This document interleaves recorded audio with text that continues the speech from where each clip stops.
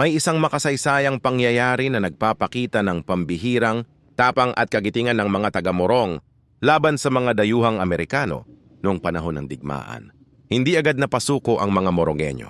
Sa lugar na tinatawag na Paang Balso, buong tapang nilang hinarang ang puwersa ng mga Amerikano sa pamumuno ni Hilarion Raimundo. Kahit simpleng mga barikadang kawayan lamang na pinagbigkis-bigkis ang kanilang depensa, matapang nilang ipinaglaban ang kanilang bayan at kalayaan. Ngunit dahil sa lakas ng armas at dami ng kalaban, napilitang umurong ang mga mandirigma papaloob ng bayan.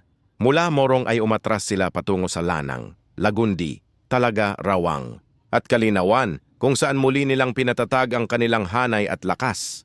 Sa panahong iyon, bumagsak na ang Maynila sa kamay ng mga Amerikano, ngunit nanatiling matatag at hindi sumusuko ang mga katipunero ng Morong. Patuloy nilang ipinakita ang diwa ng paglaban at pagmamahal sa bayan. Nagwakas lamang ang laban nang dumating si Juan, sumulong na nagpayo ng pagsuko upang maiwasan ang lalo pang pagdanak ng dugo.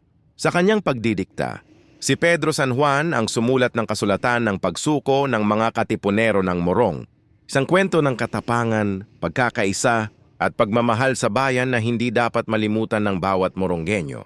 Salamat sa panonood at pakikinig ng kwento. Kasaysayan ng Morong. Follow for more mga kaibigan. Salamat po.